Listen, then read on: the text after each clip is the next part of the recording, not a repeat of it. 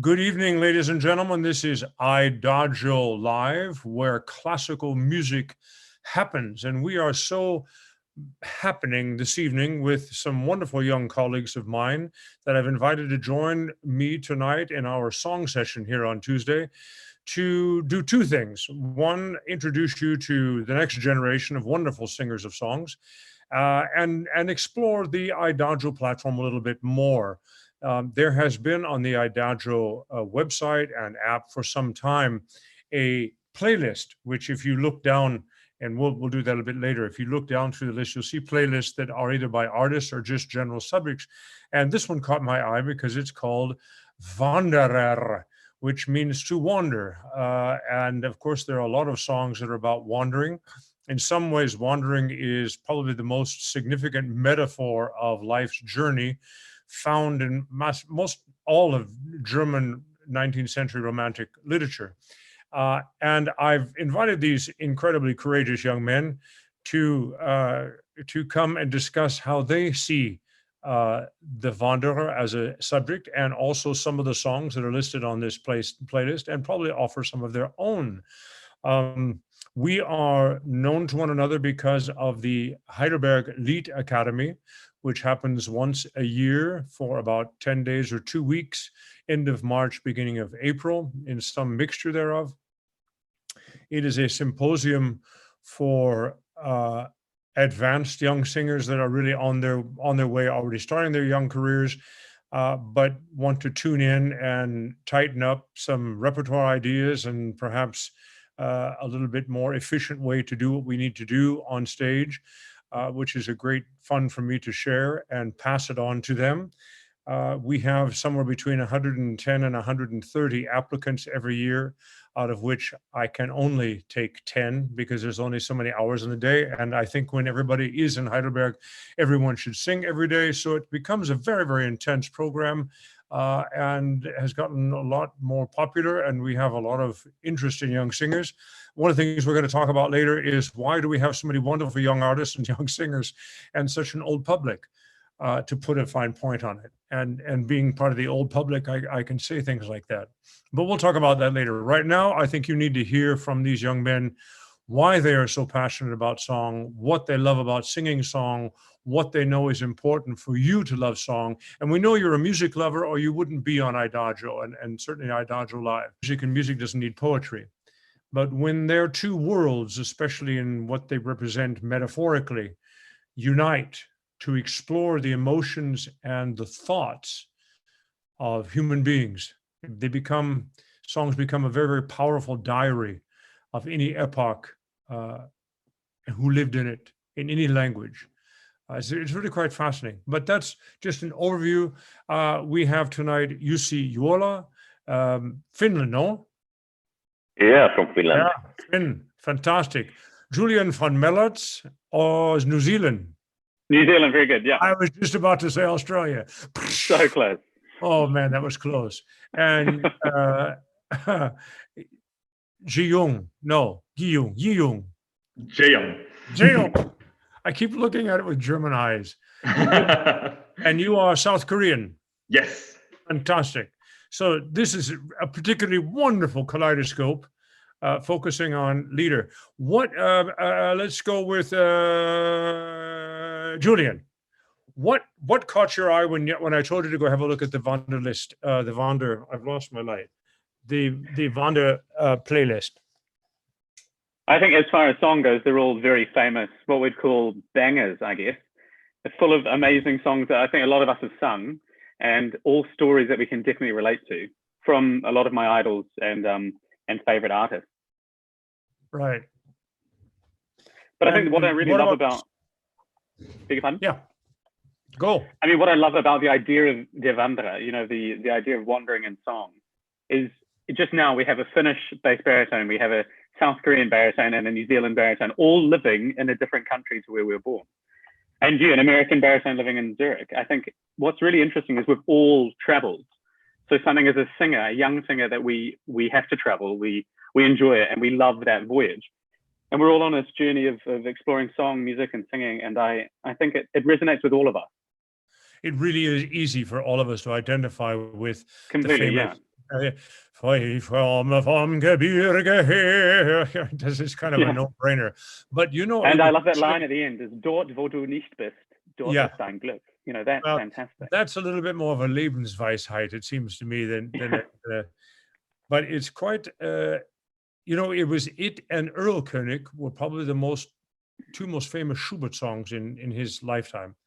That song, Der Wanderer, I think for the structure of it, the starting, you know, mountain trek, the da da da da da da da da da da da da da, it was just a little bit similar in triplet movement to Erlkönig, which probably as a vocal accompaniment was somewhat unusual to have that much activity in those pianos, which were probably more similar to sewing machines than contemporary pianos. But I think even now, there's nothing else quite like Erlkönig. Unbelievable, you know? But the message of it was this message, there's something very human in the feeling of displacement, right?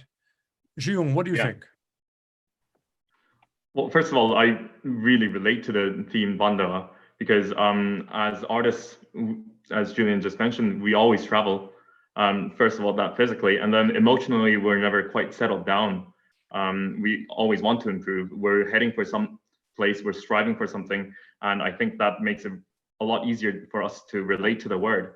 And there's a specific line that I really relate to from Der Wanderer, which is, Ich bin ein Fremdling überall.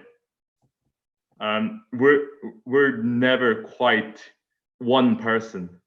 We have to be multiple people, multiple personalities as an artist. And I think that kind of sums up what we do in that one sentence. Yeah, if I can put a finer point on that, and you can disagree with me, it's not so much that we want to become different personalities as that we have, that's part of our talent. And that's something we work on very hard at the Academy. How do you remain you? How do you sing like you? And yet let some completely separate psychology use you for 3.5 minutes, as it were. And that's a big challenge. You see, what do you think? Yeah, I can really relate to this, what Julian and Jeong just said. As an artist, we are moving around. Also, I think it's also, I think for every human there is something to relate. There's in a poem, the wanderer is missing his friends, looking to place. Where is his friends? Where is his family who has been already dead, and where the people are talking my language, and that's also one thing for me to relate, because there's not so many people. Is there a nice Finnish community in Leipzig? Interesting. There is a Finnish. Yeah, here's a Finnish people. Yeah, but not so much. Do you talk to each other? Yeah. yeah. More than usually. Okay, Der Wanderer, we'll let him be the writing metaphor, but actually the playlist is about wandering in general. And it seems to me Der Wanderer, the famous one that we've just been talking about, there's something very lonely about the song. There's something melancholy. There's something also that doesn't have a lot of hope in it. It doesn't feel that person seems to be stuck where they've ended up, and reflecting on that as a life situation. You don't have the feeling that there's a boy, I've wandered a long way from home, I can hardly wait to get back kind of thing. There's something that implies that the human being has something of a built-in diaspora. But there are other wandering lieds. I mean, I've often said, and we've talked about this in our classes, and you know, it seems to me why I like it is such a metaphor in the 19th century. We're either wandering from something to something, because of something, wanting something, and then sometimes the wanderer stops, and he's still a wanderer, but then he becomes a wanderer an den Mond. And I dealt with him a couple of weeks ago in that sense. But this idea of movement, of travel, of journey, a big Mahler subject as well. But those are some of the things that come up to me generally in Lieder. Do you guys, as you look through the rest of the playlist, and we can look at it together, but were some other songs that maybe aren't so melancholy or sad that have a powerful wandering feeling that is a releasing feeling? I think there is one piece from Winterreise, which is also one of the main pieces, if you can call it a one piece, which are related in the wandering. You mean like the first one, the Gute Nacht? Gute Nacht, the whole piece, whole Winterreise. It's the Winterreise, the song Winterreise. Yeah, the song cycle. Yeah. Do you, by the way, have any of you sung The Other Wanderer for Text von Schlegel? Yeah, I've done it. Have you done it? Yeah, it's quite great different, piece. isn't it? Yeah, it's different, but there's also the last words, doch alleine. Doch alleine. He's alone.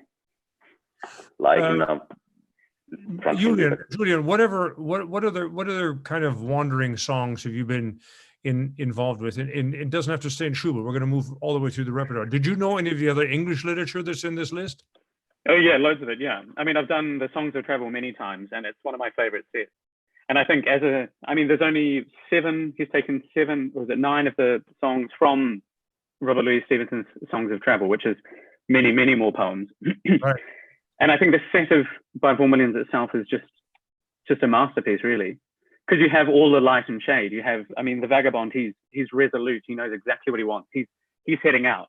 You know, there's optimism, but it's also there's a reason why he's leaving, and it's obviously not positive. But then you have the beautiful side. It's all Kipling poetry, right? No, Robert Louis Stevenson. What? Stevenson, Robert Louis Stevenson. Oh, exactly. Robert Louis Stevenson. Yeah. I should have known that. There's a famous school right next to Pebble Beach Golf in Carmel. Never mind. Go ahead.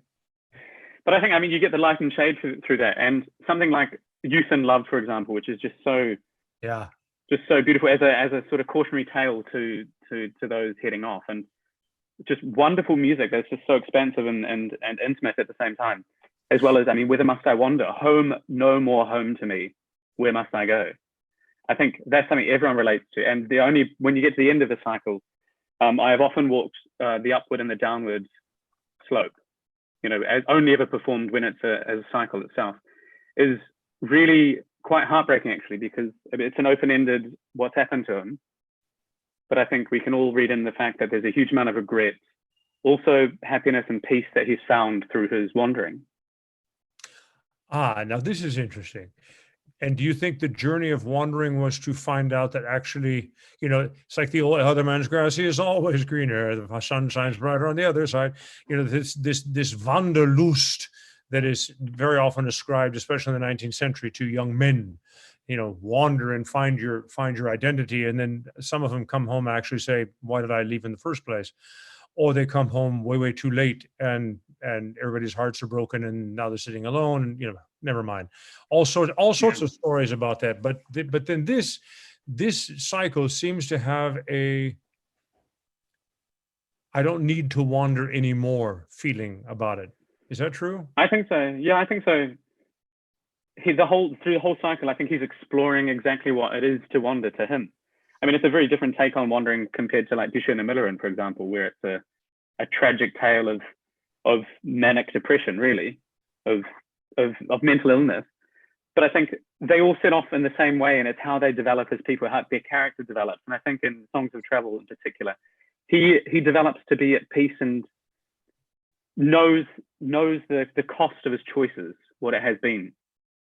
And I think it is open-ended whether it was worth it or not, but he is at least accepting his decisions that he's made. Jae-Young, what other songs on the list have you sung? Well, plenty. But one that really caught my eye as soon as I looked at the playlist was L'Invitation au Voyage from Dupac. That surprised me, actually. I would not have thought really that as a wandering song, but totally within the scope. Wonderful. Yeah. Definitely, because I never quite associated French literature to this whole theme of wandering as much as I did the German literature. I've always loved the piece. Fair, And then, fair enough, by the way. I think a lot of people would agree with you. I absolutely. We don't, the French literature, we don't tend to think of people in their boots and, trugging about. We more think of pastel colors and Gaulois cigarettes and very tortured looks and, deeply, deeply emotive, beautiful sounds in the French literature. Never mind. Go ahead.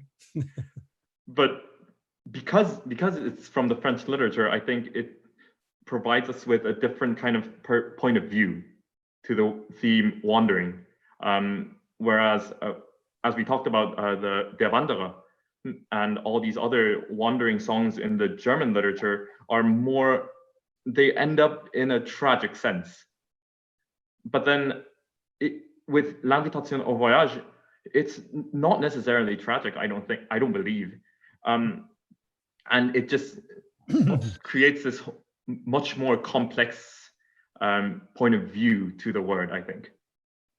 That's interesting. That's a very interesting aspect. It is wonderful to work in both languages, both epochs. That I think the blooming of French melody, as it were, was slightly later than the first bloom of the German Romanticism. And I hate to horribly generalize, but there's in the French literature, there's always some inherent preoccupation with the interior journey. And in the German literature, there seems to be some inherent preoccupation with the actual trees and water and moons that you're walking under and by and with. I agree. I don't think there's any L'Invitation au Voyage may have some tragic element, but it's essentially a dreamscape. It's a wish to no longer.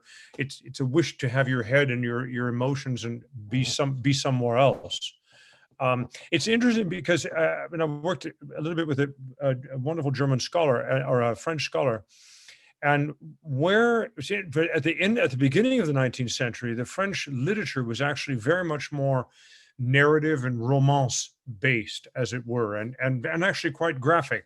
And the songs are not very well known, and they're not probably in the scheme of things that interesting. They're kind of a bridge, and it isn't until we actually have these phenomenal melodists like Gounod and Berlioz, where it starts to bloom into something, but always somehow this interior thing. There's this juxtaposition. I hate to generalize, but it's not bad to have our ears going that way. Now, none of you have mentioned Wolf. Great songs by Wolf. Fußreise. We're just getting to that, Thomas. We're just getting there. Yeah, Fußreise. I wrote it down. What else from Mr. Wolf do we have? I think Der Rattenfänger is a fantastic one. That's nice. That's a kind of the Pied Piper, a good story of a traveler. It's fantastic song. Killing the rats. Have you all played Rattenfänger? I've sung it before, yeah. I sang it, yeah. So many words. A lot of work. The tough thing about the Rattenfänger is to sing it, because there's so much wonderful text, and you can sort of get on this speaky, barky baritone thing, and you want to sing it, but never mind. That's for another lesson. What else is on that list? From the Wolf, I think the Heimweh is also one very interesting. It's not walking there, but it's just the feelings missing home. And what about in the Eichendorff book, der Musikant? That's actually quite. There's a lot of young songs, young kids sort of stumbling away trying to find themselves. Of course, we could get into the Malerlieder, and that's not so much Wanderlieder, it seems to me, as displacement. That's maybe a different subject we want to have. Sort of the outsider looking in, but there are always some kind of journeys going on with that. What if you had, each one of you, if you had 2 minutes to tell somebody or talk to somebody who doesn't know our passion for this kind of landscape, emotional landscape, why should somebody know the Songs of Travel, Julian? Or at least have heard it? Good question. Well, I think, first of all, the poetry, it's very iconic British poetry, but it's a story that anyone can relate to. I think that's something I was drawn to. The first time I heard the Songs of Travel, I think I was about 16 or 17, and it's stuck with me since then. The dum bum bum ba-dum ba-dum, that's always drawn me in. But I think it's so relatable. What I mean, as a song in general, is that it's so immediately accessible and so relatable, and just touches on human emotion incredibly quickly. And I think, what do you think at the end? Sorry to interrupt, but just to keep you going, at the end of the cycle, when somebody sits there and just gets that kind of inward look, what is it that you're? I mean, you can't be in the least preoccupied with that when you're singing it, but maybe if you just know that maybe somebody's kind of gone there, as we say, where do you hope that there is with that with a cycle like this? I feel like you live his journey. So I think when I'm singing it, by the time I get to it's a huge journey of 25 minutes of basically non-stop, and by the time you get the last chord of the piano, the postlude, you've gone. The scene that you've been watching, the scene that you've been part of, has traveled into the distance, and it's left. There's always a long silence at the end of the cycle, for example. I think there's an element of reflection for everyone. It's not only a beast to perform for the singer and for the pianist, but do you think people have been on this journey together? Do you think they feel more that they recognize what home is, or do you think they have the desire to wander? I think it's songs of travel, but I honestly think it's a song of home, really, because it's the way I feel it is, by the time you get to Whither Must I Wander, home no more home to me, he's a bit fed up, but he remembers home, and that's something that I always come back to when I'm singing. It's just the beauty of home, that peacefulness, but he carries on. Have you all sung the Opus 39 of Schumann? Yeah.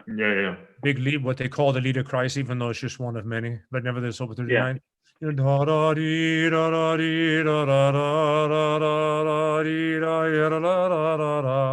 To me, that's a kind of Wanderlied, and a very specifically in the Schumann repertoire, what is it, the fourth or fifth song of the Opus 35, the Kannerlieder. It's called Wanderlieder. Apparently, there was at some point Schumann thought about calling the whole cycle Wanderlieder, and but that yearning for home, that just made me remember that. Jeong,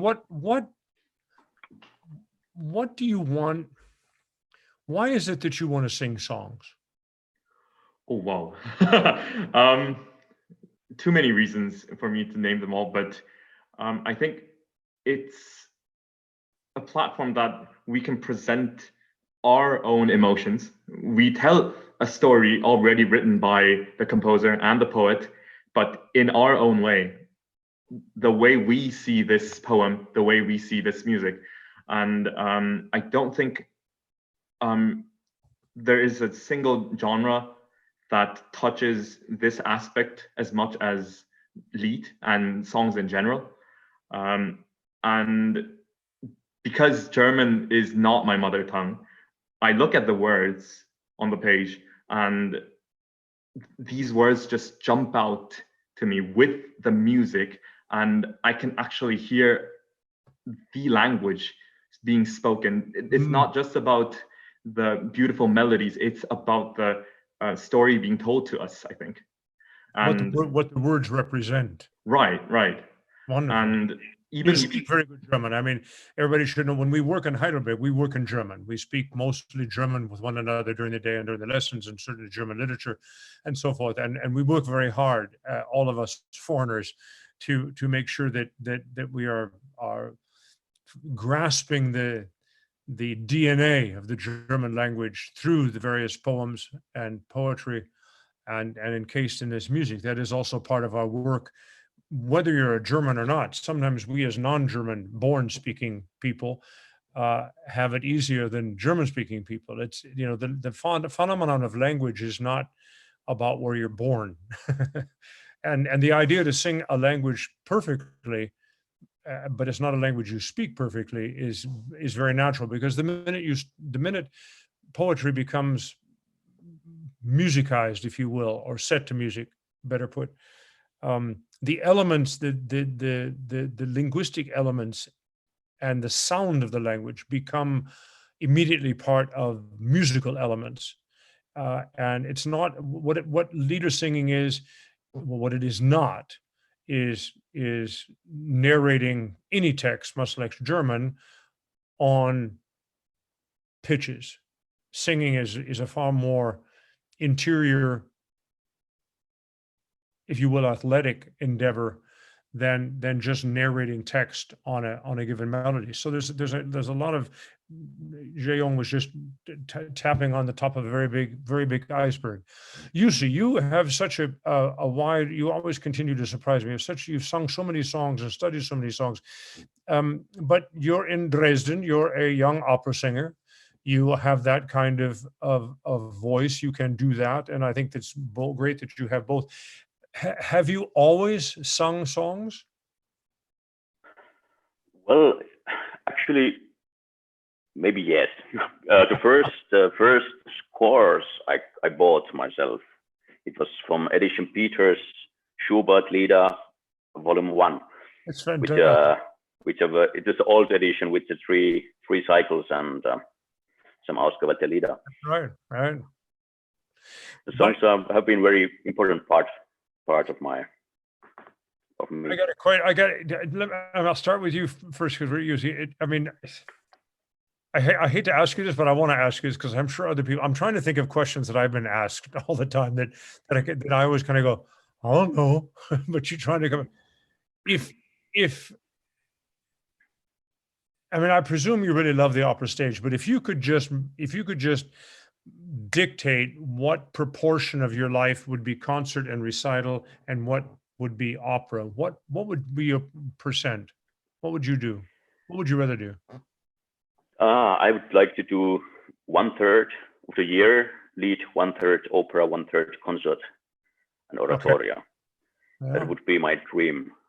I like to do them all. And where's your percentage like right now? Well, forget about the coronavirus. If everything was normal, what was your mixture in January? In January it was well, I didn't have any oratorio, but I had lead and opera. Yeah, it was like 50-50. 50-50. Yeah, then you're lucky if it stays 50-50, right? How about you guys? Jae-young.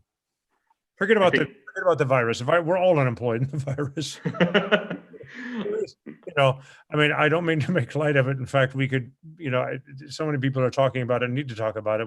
What just completely, just to temporize here, completely overwhelms me is as we start back into recreating our economic lives, the biggest question for politicians and mostly politicians is, what essential services do we need to start first? And what are the essentials that the human being needs as we reopen our economies?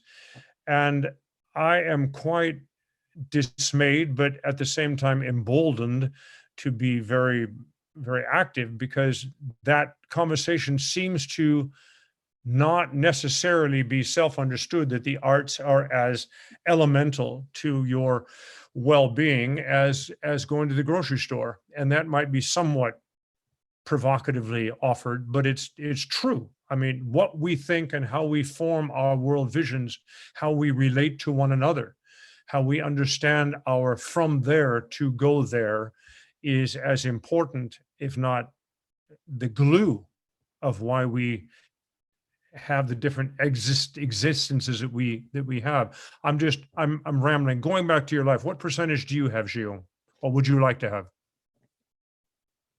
Oh, well, before all of this happened, I guess I was almost 85% songs and concerts. Wow. And then maybe 15% opera, which I would like to keep that way, but not saying that I do not like opera in any sense. But you would like to be perhaps always able to just choose exactly what you can do and would like to do well on stage, and then the rest of your life could be could be just about, singing. Exactly. And I just love creating my own program, trying to tell a good story within these songs and trying to present the audience some kind of story about myself through poems and music that other people wrote. I think it's one of the most exciting things about performing recitals, just the programming itself, and that just keeps me going, I think. Julian, where are you at? What kind of percentage? Well, I think over the last few years, it's definitely been a vast percentage of song and concert, but that's been changing to include a lot more opera, which has been great. So I do enjoy the balance because I love acting and being on stage, but I love just, you're in complete control in the song recital, which I adore. But I think, going back before this was started, was a significant more opera in my diary from January through to 2021, and some really great roles and stuff around the world, as well as more song recitals. Just, yeah. Good. Well, I mean, you won the Wigmore, didn't you? I did, yeah, in 2017. That kind of set you off a bit, didn't it? Yeah, completely. That was a huge help, which is amazing. Also great to see today that they're announcing they're going to be having more recitals from June, which is great. I owe a lot to them because they really set me up. I don't know about you guys, but I think that the recitals and choral and chamber music world actually has more viable community to rebuild at the beginning than big huge presentations. And there's a lot of effort there. And of course, you talked about my ambition for our IDAGIO platform is to give you guys some sort of platform to sing, because it's nice to have a chat with you and people can look at you and, oh my God, they seem very serious young men, but they need to hear your beautiful voices and hear your beautiful singing. Everybody that I've invited and everybody that, how it is, and we have our big powwows and once a week, everybody is crazy about programming. And I want to show our audience, I'm going to do a screen share and go over to the IDAGIO website or web browser is the same, or app or web browser is the same thing. And this is in fact the playlist. If I went back to, say, Discover, and there's somebody who's made a wonderful piano recording called Der Wanderer, or The Wanderer. That was fantastic. And you can see on IDAGIO, this is the splash page that you could when you get IDAGIO, and to feature new albums and playlists of the day. And we're working to expand that bit, and there's people working all the time on new graphics and so forth, and also layering information about composers and performance behind that. Composer Essentials, you can decide you want to know more about Mr. Korngold or Puccini, or you could go on, and you got your weekly mixes. Now the weekly mixes, I'll come back to this. That's kind of a fun list right there. Then you get Young Artist Focus, which, we have Rigoletto from the Verbier. Were you in the Rigoletto, Julian? No, I was in the Magic Flute last year. Oh, you were the Magic Flute, of course. That's on there too, though. I found out today, which is cool.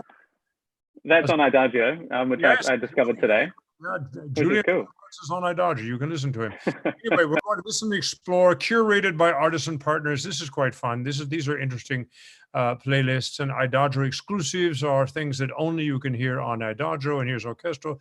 All the way down here, you're going to get to, please don't make a liar out of me. They should, I guess they are going to make a liar. If you go back to maybe exclusive, you'll get some of the different playlists in here as well. But there was a playlist in this thing, or there was actually in the list and curated. You can see that there's more and more of this, right? And so I just took it and you can make a playlist. So these playlists are things that I've collected off of IDAGIO, ladies and gentlemen. And this is our playlist that I've been talking about, the Wanderer. It's the one that's also on the bottom of the page in IDAGIO Live on our discussion here. And it starts off with the first song of Schönmüllerin, and we go through some Schumann, and we get some Brent. There's some nice text talking about the Wanderer and its subject. These are the Vaughan Williams songs of travel. We've been talking about Butterworth, we didn't get to. Brahms, we didn't even talk about. Auf eine Wanderung, thank you very much. This is wrong. This should, oh no, this is Auf der Wanderung. That's even different. All right, Schubert, more Schubert, fantasy, some piano pieces. Burgmüller, does anybody know Burgmüller? I love it, me either. Let's have a listen. We're gonna have just a quick listen. So hab ich nun die Stadt verlassen, wo ich geliebet lange Zeit. Ich ziehe rüstig meiner Straßen, es gibt mir niemand das Geleit.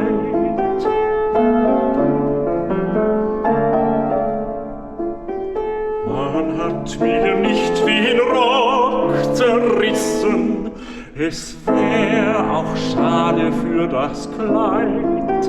Noch in die Wange mich gebissen vor übergroßen Herzeleid. That's really interesting. That obviously is an early piece, forte piano. Ludwig Uhland is sort of the grandfather Papst of Wanderlieder and Reiselieder, inspired Beethoven, inspired Schubert, and was set to music by a lot of his well-meaning colleagues and contemporaries, which I'm sure Norbert Burgmüller is one of them. I do not know. I was thinking of the very famous cycle that we singers know about, or baritones anyway, and that's Konradin Kreuzer's 9 Wanderlieder, which Schubert certainly knew very well. This is how you get to it. This is how you get to a playlist. Now, if we go back to my playlists, I took this other one, which we found on the front page as well. And it is various, this is the fun thing about Adagio. Somebody's collected various other songs by other composers that have some echo of relationship to Die Schöne Müllerin, the very famous Schubert cycle, and even of his own songs. The Bei dir allein und irdisches Glück are part of the wonderful Seidel-Lieder. Die Schöne Magalone, of course, are the Brahms Tieck cycle is absolute Wanderlieder. And Fauré, I really would suggest for you to have a look at these wonderful playlists. They're a wonderful way to get started. But what I also want to show you, I always want to show this. Say we go to, let's go to this. That's one of my favorite songs. War ich draußen auf dem Tore, Goethe poem. But let's say we go here. Two things. If you play here, it'll play. If you push on this ellipse, you'll see that you can save it to a collection or a playlist, or in fact, remove it from the playlist like it is here. Now, if you click this, you get more information. Who's singing it? Gerald Moore and Hermann Prey. Wonderful. And this is a Goethe poem called Der Sänger. But what is really kind of fun, if I can move you guys out of my way over here, is when you play this song. Okay, I was going to show everybody why we like to work. Let's do this. Let's go back and let's put in a song. Let's put in Der Sänger. See if we get any Reichen. Yeah, why not? Let's just do Reichhardt. And if we play this song, it's making a lighter of me again. Well, I didn't set this up very well, did I? How about Der Wanderer? Der Wanderer. There we go. Schubert Schwanengesang. No, that's not what we want. You know, this happened to me the other day as well. It doesn't come across as Schubert. There we go. Der Wanderer auf den, that's okay. But what we really want is Komme vom Gebirge her. Now, if you see here, if we decide to play Fischer Dieskau, now what immediately happens is we've gone to his record. We haven't turned it on yet. And over here on this side are all the other listings of that song in the Adagio catalog. Now, you just heard us talk about programming. This is a programming wonder, but it's also one of the great rabbit holes, as we call them, that you can start into, and something will take you this way and this way and this way until you finally can't take it anymore and you've heard all the songs you can possibly want to hear. But these are just some of the fun parts of the Adagio platform, the cross-referencing of material and how you can get in and out of music. You might see a contemporary pianist playing something you've never heard of.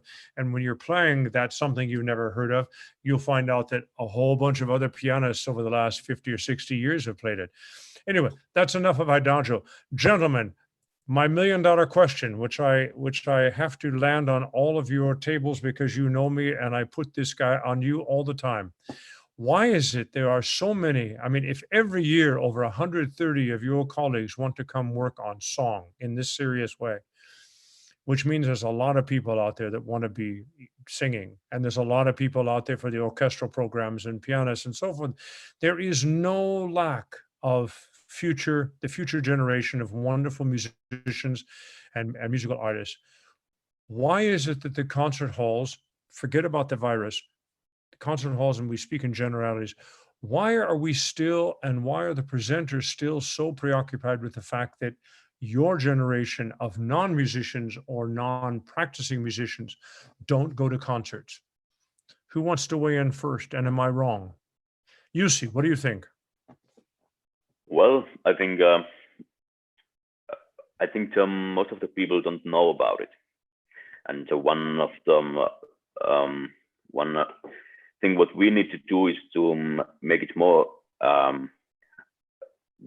bring the songs to the young audience, and also it's maybe that the typical concert hall and concert situation, it's not a venue where the young people are going nowadays. And one, why don't they know about it? And two, I mean, social media, everybody's all out and so forth. So when you say they don't know about it, do they not know that classical music is something they would like, do you think? And two, do you have a Freundeskreis, as we say, outside of your musical world, where you have contact with colleagues your age that are not necessarily musical, but they should go to musical concerts? Yeah, I think we need to, as musicians, especially as young musicians, we need to bring the song to the places, and maybe reinvent new way to bring it like it was in living rooms and places where people are having actually fun. Reinvent is a wonderful word. Yeah, yeah, and I have a couple of experiences from the places where it's kind of bar open, and at least in there's a bar, and they're usually more like a jazz lounges. But so why not bring lead also in such a places, and maybe yeah, and also I think a song is it's about poetry and music together, and maybe bringing the people who are interested in poetry. Bravo. Maybe bringing the song there. Jeyung. Well, the last concert I did before the whole Corona happened was actually a mixture of lied and slam poetry. And it wasn't a big house, but it was a packed house. And everyone who I talked to afterwards said they'd love to come to one of these concerts again, because I think what's important is we need to let people know this isn't just like a very formal event where they wouldn't fit in. I think it's on us to let people know that this is very accessible for everyone. And we actually want to make the effort to get closer to our audience and let them relate to this music, let them relate to this poetry. And I think a good way to do it is through these combinations with, as I said, slam poetry or any other kind of idea, like the living room concerts are always nice. And, we don't necessarily have to say, please no drinks or food while the concert is going on. No, let them have a sip of wine. I think that's perfectly fine. For some songs, you need it. I totally agree to that. Julian, I'm not going to ask you the same question. I want to give you a moment. You have had a wonderful experience you were telling me about, in that you have had a composer write you some Wander songs, and we're going to figure out a way, ladies and gentlemen, to get it up on IDAGIO sooner than later. But I think that this must be a wonderful experience. And you have you sung the whole cycle a couple of times? You sent me a couple. Yeah, a few times. Yeah, so I've now commissioned 2 sets. They've both been inspired by travel and home. So the first set of songs I had written for me was back in 2015. And it was written by a friend of mine, Lewis Murphy, who's a Scottish composer. And the idea was to use poetry from New Zealand and the UK to acknowledge my Scottish heritage. My mother's family comes from Scotland, 6 or 7 generations ago. But they were all share farmers and had to leave to go to New Zealand in order to get a job. So the idea was following their trajectory through song with a string quartet and a baritone. And it's interspersed with text, as we were saying, and I think it's a really good way of getting people involved, with Maori text, with excerpts from Captain Cook's journal when he first saw New Zealand for the first time. And the idea of everything, all the dreams that we have of going somewhere new, and then next the stark reality of it's really hard work setting up, building a country, for example. So what was amazing about that, there was one particular song that he wrote for me, which is called In the Highlands, and it's unaccompanied, and it's a poem by Robert Louis Stevenson from the Songs of Travel. And it's remembering, because Robert Louis Stevenson himself, he immigrated to Samoa, of all places, and died there. So it's remembering the Highlands of Scotland and remembering this life that was, but somewhere else. So that's always been a really personal thing for me, and that was a really wonderful idea of chartering my family's history from Scotland to New Zealand. And then the other cycle, which I've just had commissioned last year, was based on New Zealand birds. So I wanted something in my repertoire that represented me and New Zealand more, because it's all very well singing lots of German and English and French stuff, and which I love and is me as well. But it was really special working with another composer, Gareth Farr, and we commissioned the poetry as well by Bill Nanhire. And there are a set of 5 songs now, miniatures based on the idea of the Histoire naturelle by Ravel, where you see the personality of the bird. For example, there's the kiwi. Who knows about the kiwi? It's a big, fat bird that cannot fly, and it's our national icon, and it's nocturnal, and it can run 30 miles an hour.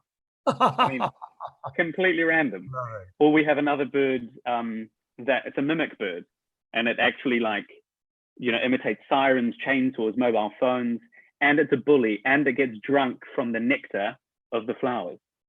I love as well. it. But another sad story. We have to have this, I can imagine what I'd love to have a concert is you all 3 sing the standard repertoire as well as you do, and it's fantastic. And then your second group is your thing there. You must know some very beautiful, I know you know a wonderful boat song from South Korea, but there must be some wonderful Korean songs. And usually, I apologize, we haven't even talked about the substantial, beautiful song literature that comes from your country, from Finland, which I'm sure you do sing as well, no? Yeah, I sing them always when possible. There's did you look on IDAGIO? Are there some Finnish songs on IDAGIO? Yeah, I looked on one which related to Wandern. It's from Yrjö Kilpinen. It's of Deutsch, Kilpinen, German. Yeah, Ewigen Sterne. And who sings it? It's Jorma Hynninen, Finnish baritone. Wonderful. Now look, you gentlemen have all prepared your own playlist, right? So, ladies and gentlemen, their playlist, we're making a place that's called The World of Song or whatever, and you can find the playlist from today's show and these gentlemen's playlist so that you have some starting point. You can go explore and make your own wonderful library and enjoy the world of song, which is absolutely inexhaustible. If there are people, there are songs. If you want to know a people, know their songs. It's that simple. Anyway, IDAGIO is going to scream at me if we don't close down here. I see you all on Friday, which is fantastic. Not you, just them. Ladies and gentlemen, thank you very much for joining us tonight. IDAGIO Live, where classical music happens, and tonight, or every Tuesday, where song happens. Thank you very much for joining us. Bye, guys. Thank you.